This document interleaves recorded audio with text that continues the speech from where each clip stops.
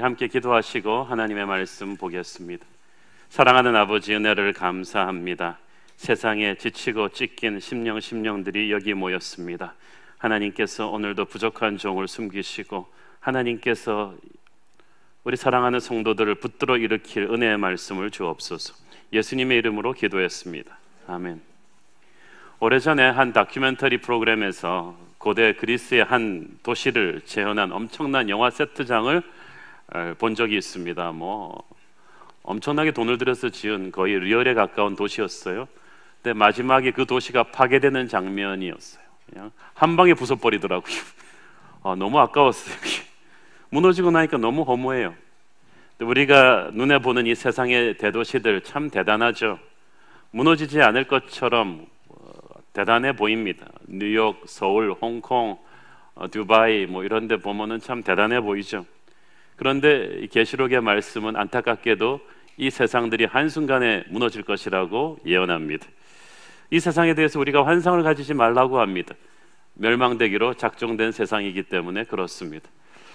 그래서 그 말씀 그대로 전하는 계시록 설교가 어렵습니다. 세상에서 이렇게 열심히들 사시는데 이렇게 좀 예수의 힘으로 좀 잘 될 수 있다고 말씀드리고 싶은데 안타깝게도 그게 아니거든요. 우리가 봐야 될 곳은 이곳이 아니라 저 높은 곳이거든요. 결혼과 죄만 있는 이 땅에 그렇게 애착을 두면 안 되거든요. 이건 허무주의가 아니라 정말 가장 리얼한 그 현실입니다. 하나님의 심판은 다가옵니다. 오늘 본문 초반부터 바벨론에 대한 이 멸망이 예언되고 있습니다. 1절, 2절 같이 읽으시겠습니다. 시작.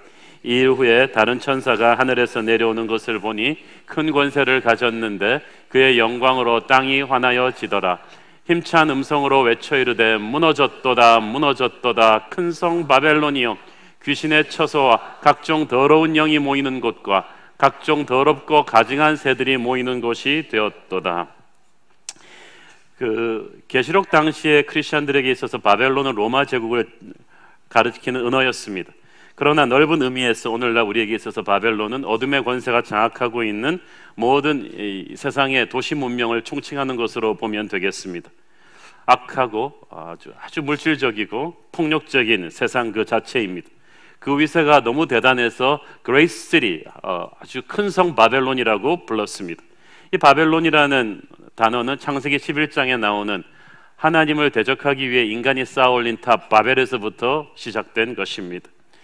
하나님을 거역하고 인간 중심의 문화를 만들자는, 그래서 세계가 하나 되자는 게 평화를 위해서가 아니라 하나님을 대적할 힘을 모으자는 취지에서 하나 되자는 이 바벨의 정신.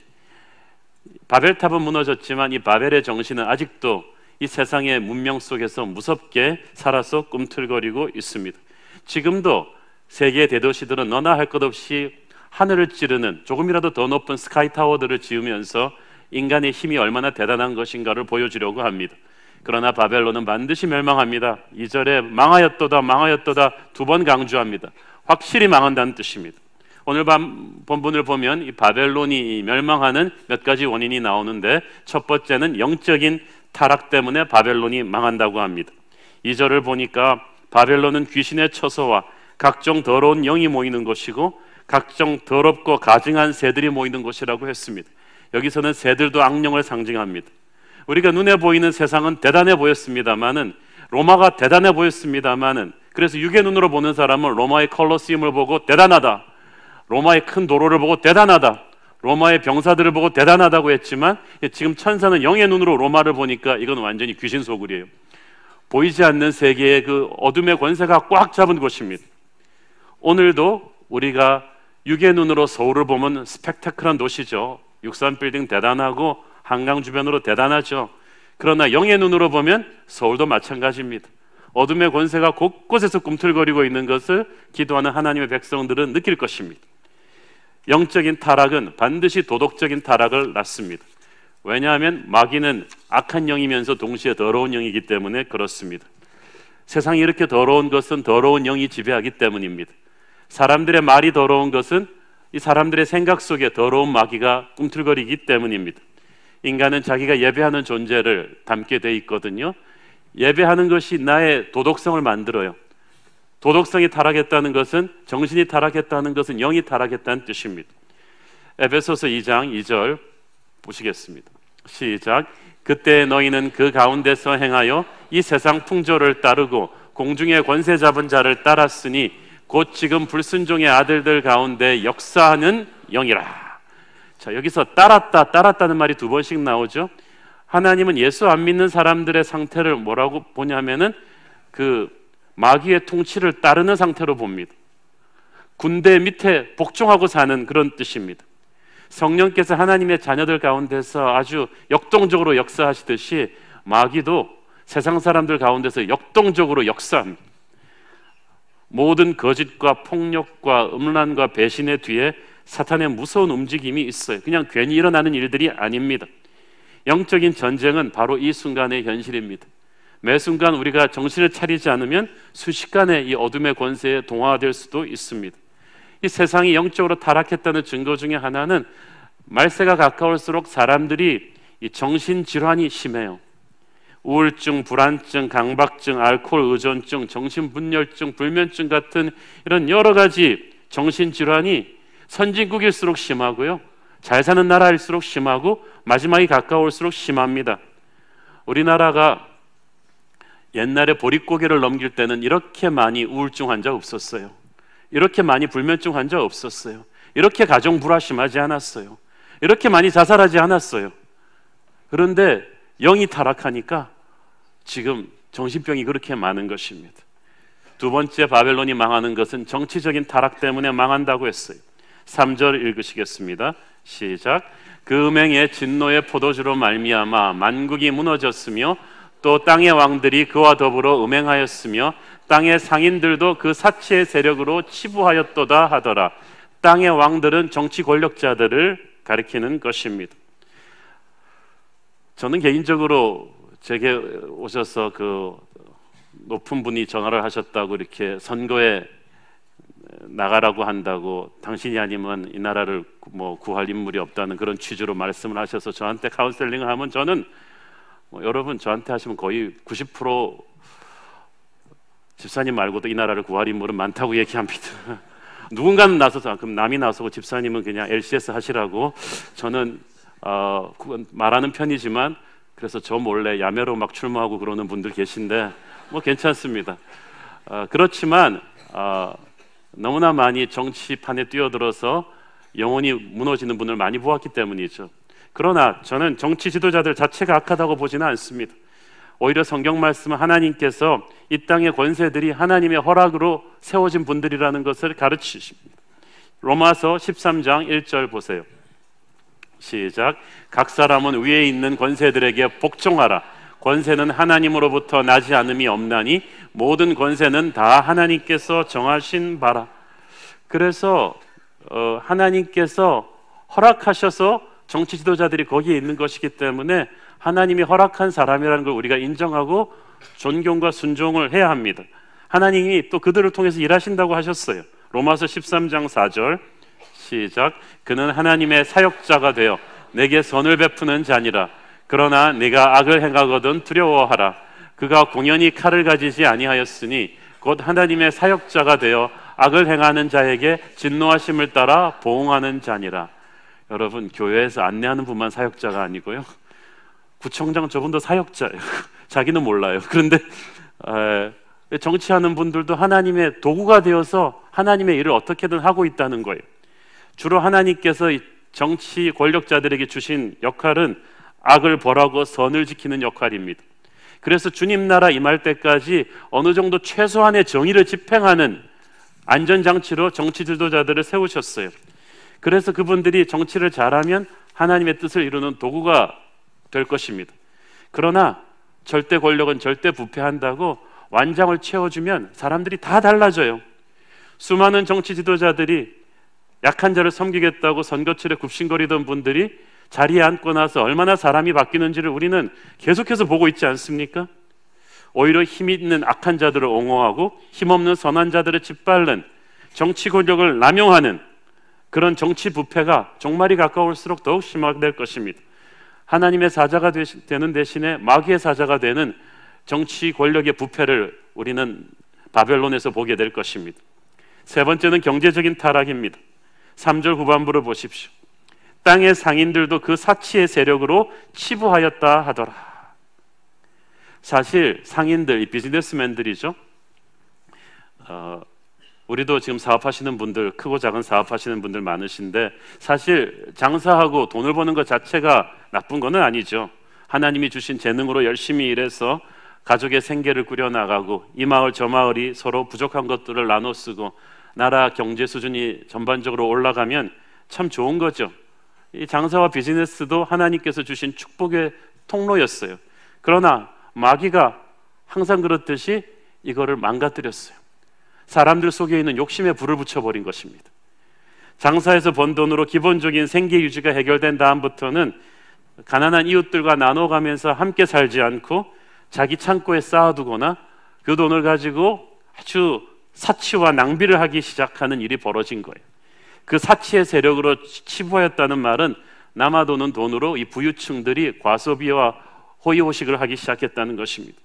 오늘의 본문에서 특히 12절 13절에 보면은 1세기경에 로마 제국에서 상인들이 주로 다루었던 이 무역 상품 아이템들이 쫙 소개되고 있는데 보면 뭐 금, 은, 보석, 진주, 비단, 계피, 향유 모두 7종 28가지 아이템이 쫙 연결이 됩니다. 그런데 가만 보면은 대부분 생활 필수품이 아니에요. 자신들의 부와 명예를 과시하기 위한 사치품들입니다.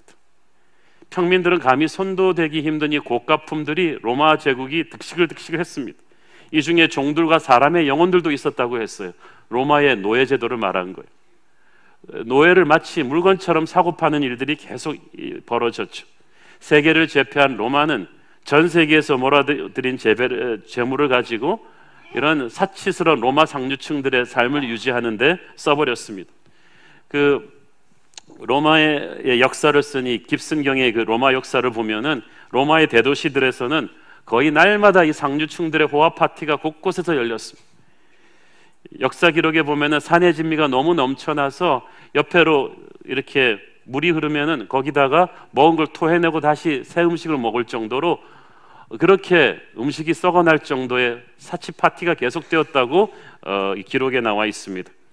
그리고 길가에 나가보면 수많은 가난한 사람들이 굶어 죽는 그런 일이 벌어졌어요. 이렇게 소수의 사람들이 자본을 독점하고 무분별한 사치 생활을 계속하는 상황에서 가난한 자들의 고통은 갈수록 늘어갈 수밖에 없었습니다. 로마가 야만족들의 침입을 받기 전에 내부적으로 타락하게 된 것이 바로 이 경제적인 부패 때문입니다. 그런데 2000년이 지난 오늘날 세상이 달라졌습니까? 한국이 어떻게 됐나요? 요즘은 돈이 세상에서 가장 무서운 힘이 되었습니다. 23절에 보니까 너희 상인들은 땅의 왕족들이다 되어 있습니다. You are like kings. 너희들이 정말 돈으로 세상을 쥐락펴락하는구나. 세상을 그렇게 막 너희 마음대로 돌린다고 생각하는구나. 이것이 단순히 재벌들만의 문제가 아닙니다. 우리 한국이 세계에서 가장 잘 사는 10대 국가 중에 하나가 된 것은 좋은데 우리 안에 너무 욕심과 사치와 과소비가 너무 깊이 들어와 버렸어. 교회까지 들어와 있어요. 24시간 우리의 눈과 귀를 유혹하는 모든 CF 광고물들의 특징은 우리가 필요하지 않은 것들을 간절히 원하게끔 자꾸 욕망을 자극한다는 것입니다. 그거 안 사면 큰일 나는 것처럼, 시대에 뒤처지는 것처럼, 트렌드에 빗나가는 것처럼 그렇게 합니다. 그렇게 우리가 멍해가지고 그냥 듬성듬성 사놓고 실증이 나서 안 입는 옷들, 멀쩡한데 버리는 물건들이 얼마나 많습니까? 하나님은 우리의 필요를 채워주시는데 사탄은 우리의 욕심대로 살라고 부추깁니다. 이 세상의 방식대로, 이 바벨론의 방식대로 먹고 마시고 누리면서 점점 영적으로 병들어가요. 이게 예수 안 믿는 사람들의 얘기가 아니에요. 예수 믿는 크리스찬들도 바벨론화 되어버렸어요. 그래서 크리스찬들도 이 땅의 과소비 문화와 사치와 허영의 문화에 똑같아요. 제가 그 말씀드렸죠. 한국의 서울의 그 결혼식 세팅하는 분들 얘기 들어보면요, 예단 문제 때문에 결혼을 깨버리는 시어머니들의 태반이 교회 권사님들이에요. 똑같아요. 우리도 다 있는 집에다 자식 시집장가 보내려고 하고요, 예단 엄청나게 받아 챙기려고 하고. 아니 여러분, 자녀들이 커서 자기 하나님이 주신 짝을 만들어 결혼하는데 왜 부모가 거기서 받아 챙기려고 그러세요? 그 화려한 명품으로 그렇게 교회 와서는 나 무엇과도 주님을 바꾸지 않겠다고 하시고 우리는 삶은 바벨론화 되어 있는데 예배만 천국이에요. 이것이 우리의 지금 문제입니다. 요한일서 2장 16절 보세요. 시작. 이는 세상에 있는 모든 것이 육신의 정욕과 안목의 정욕과 이생의 자랑이니 다 아버지께로부터 온 것이 아니요 세상으로부터 온 것이라. 하나님을 모르는 사람들은 하나님이 없는 영혼의 목마름을 이 돈으로 채우려고 그래요. 그런데 그것은 마치 종양을 드러내지 않고 진통제만 맞겠다는 것과 마찬가지예요. 채워지지 않아요. 그래서 이제 한국은 이렇게 잘 살게 되었는데 OECD 국가 최고의 자살률을 기록하고 있어요. 1위예요, 우리나라가. 우리가 그토록 싫어하는 일본이 2위인데요. 우리가 하루에 43명이 자살하는데 일본은요 2위가 23명이에요. 우리가 일본보다 그렇게 비참해요, 인생이? 이거는 자살은 인생이 힘들어서 하는 게 아닙니다. 보릿고개 때도 이렇게 목숨 끊진 않았어요. 우리는 철철 물질이 넘쳐나는 이 시대에 영혼이 병들었어요. 욕심이 우리를 지금 이렇게 만들었어요. 없어서 죽는 게 아니라 욕심의 끝에서 영혼이 병들어 죽는 거예요. 성경은 육을 따라 사는 자는 반드시 죽을 것이요 영을 따라 사는 자만이 살 것이라고 합니다. 로마서 8장 6절 말씀 보세요. 시작. 육신의 생각은 사망이요 영의 생각은 생명과 평안이니라. 아멘. 여러분, 우리는 지금 단군 이래 가장 대한민국이 잘 사는 시대에 살고 있습니다. 그런데 왜 우리는 이렇게 비참하죠? 영혼이 이렇게 목마르죠? 예수 믿고 나서도 자기가 경제적으로 연약하다고 해서 하나님의 축복을 받지 못했다. 교회 와서도 다른 교인들의 명품 백을 보면서 옷을 보면서 차를 보면서 비참함을 느끼고 또 자기를 과시하려 하는 이런 트렌드가 왜 이렇게 많이 생기죠? 우리가 저도 모르게 바벨론 의식화 되어 버린 거예요. 1990년 북한에 끔찍한 고난의 행군이라는 기근이 왔습니다. 북한 정부는 공식적으로 못 밝혔지만 수백만이 넘는 우리 동포들이 아사했습니다. 그런데 제가 북한 선교팀 통해서 탈북자 형제들의 이야기를 들으니까 북한의 지하교회 성도들은 굶어 죽지 않았대요. 왜냐하면 그때는 먹을 것이 없으니까 사는 게 전쟁이라 다 남의 것까지 뺏어 먹으면서 필사적으로 저 살려고들 다 그랬는데 이 지하교회 성도들은 초대교회처럼 피를 나눈 형제는 아니지만 우리는 한 형제 자매다 그래서 나눠 먹었다는 거예요. 굶어 죽은 사람이 없었어요.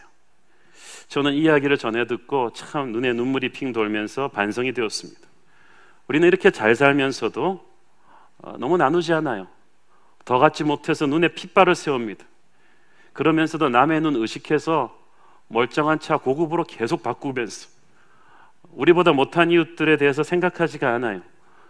그런데 우리의 가진 돈보다 1000분의 1, 10,000분의 1도 없는 북한의 지하교회 성도들이 이 감자 하나라도 나눠 먹었기 때문에 죽음과도 같은 그 시간들을 견딜 수가 있었습니다. 우리 한국 사회를 욕할 거 없이 우리 한국교회 성도들부터 자신을 돌아봐야 합니다. 과소비를 절제하셔야 합니다. 시어머니들 예단 받지 마세요. 고급 예단 받지 마세요. 호화롭게 그렇게 하고 살지 마세요. 심플하게 사셔야 합니다. 작은 것이라도 힘든 이웃들과 나눠 쓰는 연습을 해야 합니다. 바벨론에 살면서 우리는 그것이 천국 백성으로 사는 길입니다. 요한일서 3장 17절 18절 시작. 누가 이 세상의 재물을 가지고 형제의 궁핍함을 보고도 도와줄 마음을 닫으면 하나님의 사랑이 어찌 그 속에 거하겠느냐. 자녀들아, 우리가 말과 혀로만 사랑하지 말고 행함과 진실함으로 하자. 여러분 보면은요, 가난한 이웃을 돕는 사람이 부자들이 아니에요. 그분보다 조금 나은 덜 가난한 이웃이에요. 한번 쫙 보세요. 한국의 연약한 사람들을 돕는 사람들은 다 자기도 연약한 분들이. 제가 오래전에 신방한 그 용산 쪽에 한 그 자매님은 그 어른이 됐는데 정신지체하기 때문에 부모도 버린 몸이 큰, 그러니까 지능 지수는 어린아이 수준의 그 분들을 한 6명을 데리고 샀어요. 자기도 기초생활 수급자예요. 그때 한 달에 한 정부에서 다 받는 돈 50만 원 하고 쌀을 좀 받았나 그랬는데 길에서 그냥 버린 사람을 할 수 없이 자기 데려와서 같이 산다는 거예요. 자기가 불우이웃을 도와야 되지 않겠냐 그래서 집사님이 불우이웃 같은데 어떻게 집사님이 그렇게 하냐. 그런데 이 집사님이 이거를 막 짜증내면서 하는 게 아니라 너무 기쁘게 하는 거예요. 제가 그래서 쌈짓돈까지 다 털어주고 같이 간 집사님들 돈을 다 털어가지고 딱 쌀을 사드렸는데 목사님 같이 이렇게 쌀 사주는 천사들이 매달 온대요. 꼭 그때만 되면 떨어질 때만 되면 온다는 거야. 그래서 하나님이 다 해주시니까 두렵지가 않대요. 다음 달 우리 수요예배 강사로 오시게 될 우리 윤정희 사모님, 하나님 I love you, 그분이 바로 그런 분입니다. 제가 지난주에 이 책을 읽었는데 정말 감동 많이 받았습니다. 이 윤정희 사모님과 남편분이 젊은 시절에 신장을 하나씩 생판 모르는 남에게 기증하시고 이렇게 아이들 10명을 입양해 키우는데 얘들이 그냥 정상적인 애들이 아니라 파양당해서 돌아온 아이들, 이렇게 몸이 안 좋아서 그냥 기관에서 버린 아이, 그리고 그 다문화 가정에서 태어났는데 키우기 힘들어서 부모가 버린 굉장히 보통 가정에서 입양하기 힘든 애들만 데려와서 키우는데 이 사모님이 굉장히 가난해요. 그런데 부자도 아닌데 이걸 너무나 즐겁게 하는 거예요. 이게 키라고 생각합니다. 티를 내면서 하지 않고 기쁘게 즐겁게 하는, 저는 한국 교회에 이런 분들이 있어서 소망이 있구나 하는 생각을 했습니다. 그래서 여러분 한번 꼭 읽어보시기를 권하고요. 저희는 우리 새로운 교회가 참 축복을 많이 받았어요. 초창기에 우리가 재정적인 자립을 하고 비교적 넉넉했는데 제 가슴 속에 끊임없이 주시는 하나님의 압박은 우리가 좀 더 가난한 이웃들과 나누어야 된다는 것입니다. 우리 러브 미니스트리 사역이 있긴 하지만 조금 더 적극적으로 여기에 하트가 있는 성도들을 모으고 교회 예산을 더 동원해서 우리 주변의 힘든 이웃들한테 이렇게 나눠줘야 돼요. 그렇지 않으면 교회도 타락해요. 이웃과 나누지 않으면 그렇게 돼요. 바벨론에 망하는 또 하나의 이유는 교만과 자기 도취 때문입니다. 우리 7절 같이 읽겠습니다. 시작. 그가 얼마나 자기를 영화롭게 하였으며 사치하였든지 그만큼 고통과 애통함으로 갚아주라. 마음에 말하기를 나는 여왕으로 앉은 자요 과부가 아니라 결단코 애통함을 당하지 아니하리라 하니, 바벨론의 교만의 상징이 내가 부족한 게 없다, 나는 여왕으로 앉은 자지 과부가 아니다. 그 당시 유대인 언어에서 과부라는 말은 가난과 애통함의 상징이에요. 나는 그런 사람 아니다, 나는 다 가지고 있다. 그러나 성경에서 볼 때 누구든지 그리스도를 자기의 신랑으로 모시고 있지 않은 사람은 과부예요. 세상 최고의 부자라고 해도 예수 그리스도가 그 사람 삶에 없다면 그 사람은 가장 가난한 자입니다. 영적으로 파산 상태예요. 이걸 모르는 거예요. 모르는 이유는 사탄이 거짓된 만족감을 줬기 때문이에요. 마귀는 자기가 역사의 주관자도 아니면서 자기를 따르면 모든 것을 가진 것처럼 거짓 만족을 주는데 이게 아니라는 거예요. 그 마귀의 영이 사람들한테도 전염이 돼서 세상 사람들이 돈 조금만 벌면, 조금만 높은 자리에 오르면 교만과 허세를 부리는 것입니다. 그 교만의 극치는 하나님 없어도 나는 잘 갈 수 있다는 생각입니다. 이 교만을 하나님이 싫어하십니다. 잠언 16장 18절 시작. 교만은 패망의 선봉이요 거만한 마음은 넘어집의 앞잡이니라. 다섯 번째, 바벨론이 멸망하는 이유는 성도들을 핍박했기 때문이죠. 24절 읽습니다. 시작. 선지자들과 성도들과 및 땅 위에서 죽임을 당한 모든 자의 피가 그 성중에서 발견되었느니라 하니라. 하나님은 이 땅에서 복음 때문에, 예수님 때문에 핍박당하고 순교당한 모든 성도들의 희생을 기억하고 계십니다. 바벨론을 향한 하나님의 심판의 칼은 이 핏값을 치르시게 하시는 것입니다. 6절 읽습니다. 시작. 그가 준 그대로 그에게 주고 그의 행위대로 갑절을 갚아주고 그가 섞은 잔에도 갑절이나 섞어 그에게 주라. 심판은 원래 저지른 죄의 무게에 합당한 것이어야 합니다. 살인죄를 지었는데 징역 3년 이렇게 떨어지면 다들 분노하겠죠. 솜방망이 처벌을 하면 다 분노할 거예요. 정의로우신 하나님은 바벨론의 무거운 죄에 대해서 가볍게 처벌하지 않으실 것입니다. 저지른 죄의 갑절이나 확실히 값을 치르게 하십니다. 우리는 그 공의로운 심판을 믿기 때문에 세상을 향해서 우리의 손으로 칼을 들지 않습니다.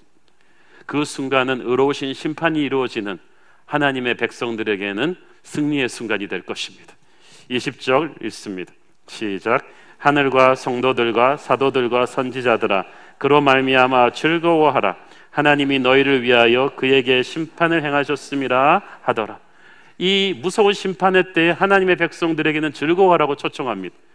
왜냐하면 이 하나님의 정의가 완전히 이루어져야 새하늘과 새 땅이 축복의 천국이 시작되기 때문입니다. 그러므로 이때는 우리에게는 승리의 순간입니다. 바벨론은 강성해 보이지만 확실하게 망할 것이라고 합니다. 바벨론 멸망의 성격은 두 가지예요. 순간적으로 끝날 것이다. 19절을 보면은 1시간에 망하였도다라는 말이 나옵니다.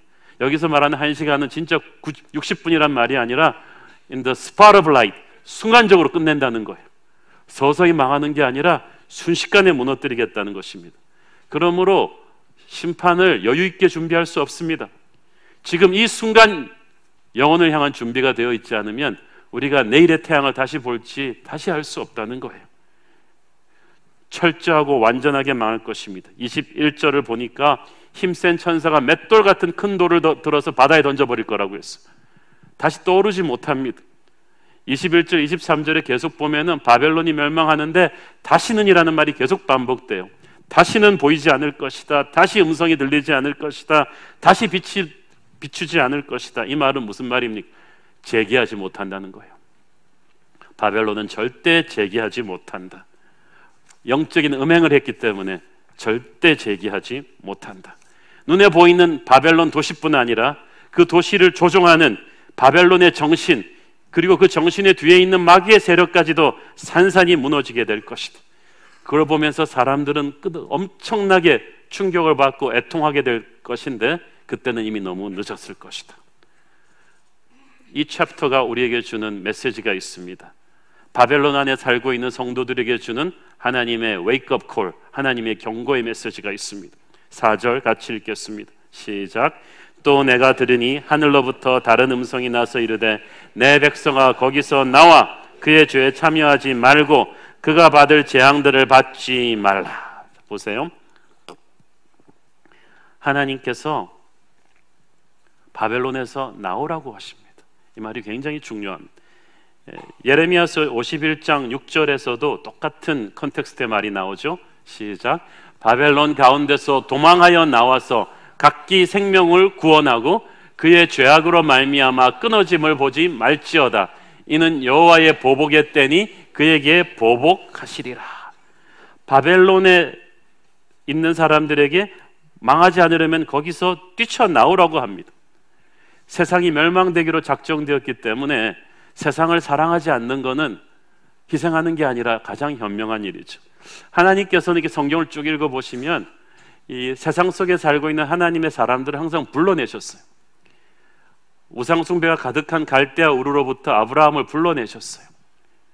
음란과 부패로 가득 찬 소돔 고모라로부터 롯을 불러내셨어요. 교회를 뜻하는 헬라어 에클레시아도 이렇게 하나님이 불러내신 사람들이란 뜻입니다. 하나님이 불러내셨다.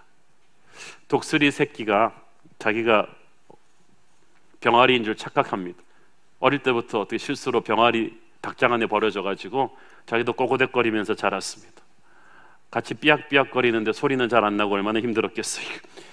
그 좁은 닭장 안에서 그 닭장 안에 보이는 그 좁은 지렁이 파먹는 게 전부인 것처럼 살았습니다. 그런데 어느 날 어미 독수리가 마침내 새끼를 찾아냈어요. 와서 천둥 같은 목소리로 외칩니다. 너는 내 아들이야. 너는 저 아들을 높이 날아야 되는 독수리야 라고 소리칩니다. 처음 듣는 소리에 아기 독수리는 놀라가지고 really? 그러면서 적응이 안 됩니다. 그러면서 자기는 계속 닭장의 지렁이를 파먹습니다. 근데 어미 독수리가 나는 모습을 보여주면서 후려치면서 정신 차려. 너는 내 아들이야. 그러면서 모든 병아리들은 땅을 보고 만들어주게 됐는데 독수리는 하늘을 보게 만들어줬다는 것을 가르쳐줘요. 그리고 어느 날 이 새끼 독수리가 자기가 누군가를 깨닫고 하늘로 날아가죠. 우리가 하나님의 자녀들인데 세상 속에 섞여 살다 보니까 우리가 병아리인 줄 알았어요.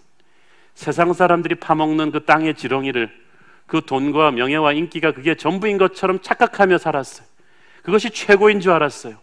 저 높은 곳을 바라보지 않았어요.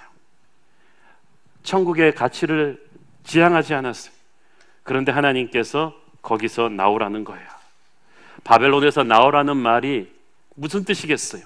문자 그대로 짐 싸들고 우리 크리스찬들은 다 속세를 떠나 그러면 산에 들어가란 말인가요? 세상이 더러우니까 크리스찬들끼리 따로 마을을 짓고 살자. 진짜 중세기 때 그랬어요. 그게 수도원 문화의 시작이었어요.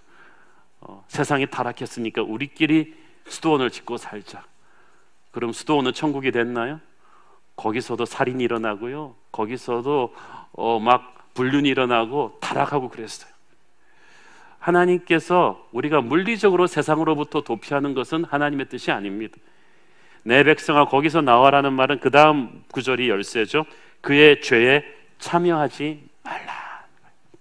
그러니까 바벨론을 떠나라는 말이 단순히 장소의 이동이 아니에요. 그 말은 너 안에 있는 바벨론 정신을 끊어버려라는 거예요. 세상 속에 살지만 세상의 정신에 동화되어서는 안 된다는 거예요. 근데 하나님께서는 우리가 세상 속에 있기를 원하지만 세상화되기를 원하진 않으셨는데, 세상에 빛이 되라고 하셨는데 우리가 어둠에 물들어 버렸어요. 효과가 난 거예요. 우리 안에 아직도 어둠의 옛 잔재들이 너무 많아요. 그래서 우리가 너무 물들어 버린 거예요. 우리가 변화시켜야 될 대상에 의해서 변화받아 버렸어요.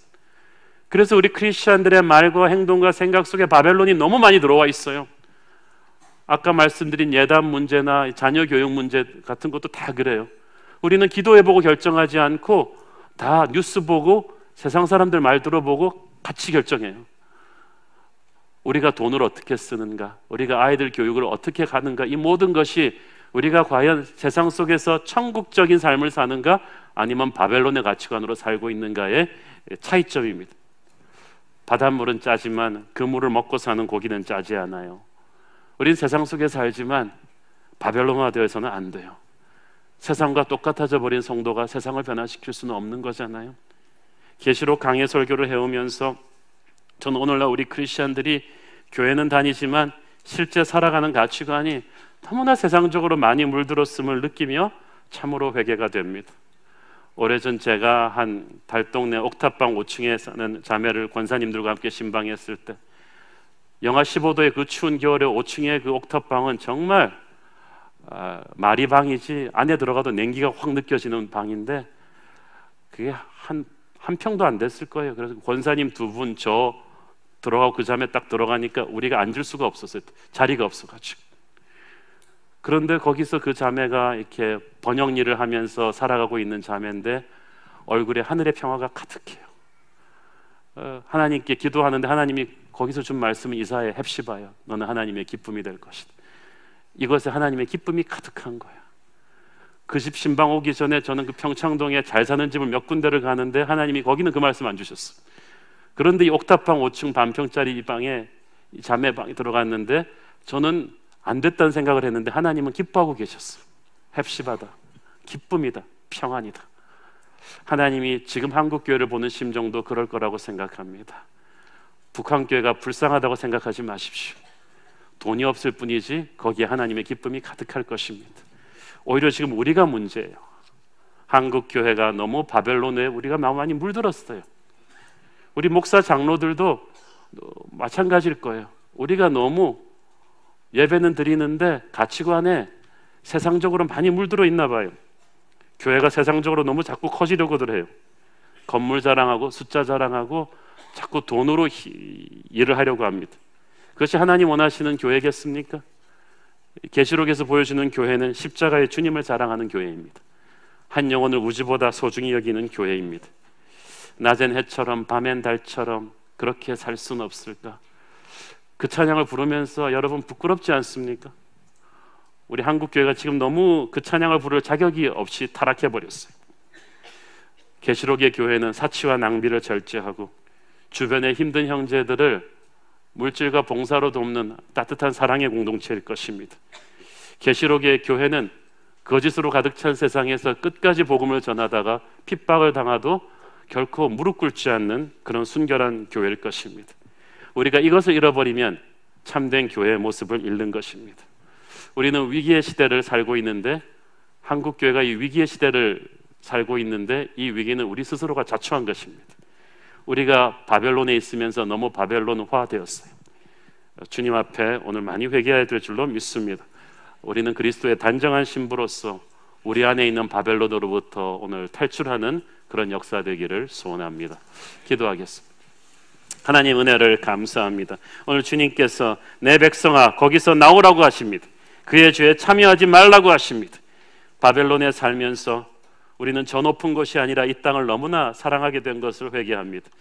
우리가 크리스천들도 은근히 너무 돈 좋아하고 주는 것보다 받는 것 좋아하고 내 형제 나를 과시하는 건 좋아하면서 내 형제의 약함을 돌아보지 않았던 것을 회개합니다. 주님, 한국교회를 바라보시는 물질적으로는 풍성해졌지만 영적으로는 말할 수 없이 피폐해지고 무관심과 욕심으로 얼룩진 우리를 바라보시는 하나님의 눈에 눈물이 있음을 느낍니다. 주님, 우리 계시록의 메시지를 통해 우리 다시금 천국의 가치관을 재정립하고 우리 안에 있는 바벨론을 끊어버리게 하여 주옵소서. 내 이웃을 사랑하게 하옵소서. 예수님의 이름으로 기도했습니다. 아멘.